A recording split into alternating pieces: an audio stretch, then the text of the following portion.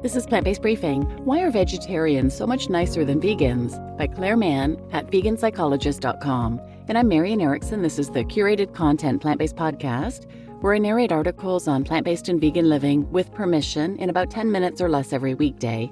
So now let's get to today's Plant-Based Briefing. Why are vegetarians so much nicer than vegans? By Clare Mann at veganpsychologist.com. Why are vegans so difficult, especially when other people go out of their way to cater to their dietary choices? When someone has made a lot of effort to accommodate the vegan, why are so many vegans unhappy and won't just get on with their meal and leave others to theirs? Are they just zealots who want everyone to change and be like them?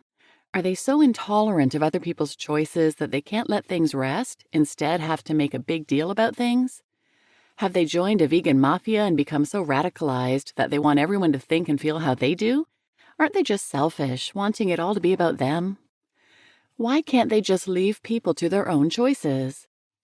Most vegetarians and those on a plant-based diet seem perfectly at ease around others without having to convert them. Vegans, on the other hand, just can't keep quiet about what other people are doing.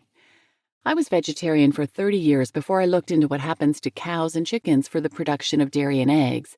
Suddenly, I was no longer comfortable being around people eating any animal products, and then it got worse, with a strong visceral reaction to any situation where I encountered animal use. Did I become an intolerant, opinionated individual wanting the world to follow? Or did something else happen to me?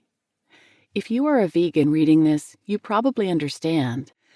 Vegans are typically reduced to tears at the arrival of the family roast dinner and called selfish and difficult because they spoil the meal for everyone else. Do all these vegans, including myself, want to scream out, "But it's not about me"? So, if it's not about the vegan's choices or desire to control others, what is the problem?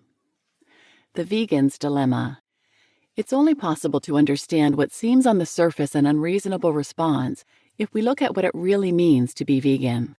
Veganism is not a lifestyle choice of what you eat, but a philosophical underpinning to a person's life to not use or exploit animals. It infuses every aspect of the vegan's life because of the ubiquitous nature of animal abuse in society. Having now been a vegan for over 16 years, I conclude that it's virtually impossible not to abuse animals in one's everyday lifestyle choices, unless one acts specifically to not abuse them. That's a bold statement, and here are some examples to explain what I mean. Something as seemingly innocent as having a cup of coffee with dairy milk in it or a slice of cheese hides heinous suffering as mother cows are repeatedly forced to be pregnant to produce milk, their babies callously torn from them so humans can consume their milk. A new lipstick, if not plastered with cruelty-free messages, has involved painful animal testing experiments to ensure pharmaceutical companies are not sued for causing a reaction to the product. I could list 100 ways in which animals are ritually used in the production of products and services for us humans. Purchasing a pair of leather shoes hides the cow strung upside down and skinned alive to avoid discoloration of the leather. Giving your toddler gummy snakes or chewy sweets which contain the glutinous ingredients from the boiled trotters of baby calves. I could continue with a list of normal everyday actions that hide horrendous suffering to animals, and the vegan calling it out has nothing to do with being an overbearing, controlling person trying to get everyone to act like they do. In the same way that we can't be half pregnant, we can't not abuse animals unless we become vegan and act intentionally every day to not be part of the normalized, hidden suffering of animals. I also believe it's our moral obligation, when we discover what's going on, to help not yet vegans understand that they can't not abuse animals unless they live vegan. And that starts with one of our biggest habits, what we eat.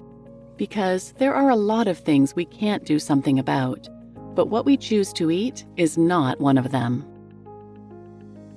You just listened to Why Are Vegetarians So Much Nicer Than Vegans? By Clare Mann at veganpsychologist.com. And I'm Marian Erickson, your host. And this is 100% true. I just took a training from Clare Mann, and she is such a great communicator. She also cannot be in the presence of other people eating animals because, like she said, it reduces her to tears. I'm the same. I cannot eat with people if they're eating animals. But I recommend checking out her website, follow her on LinkedIn. This newsletter she has on LinkedIn is a great source. She posts something every week.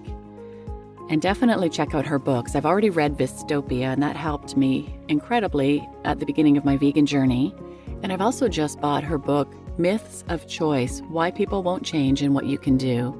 I'm looking forward to learning from her in this book as well. And please share this episode with anyone who might benefit. And thanks for listening.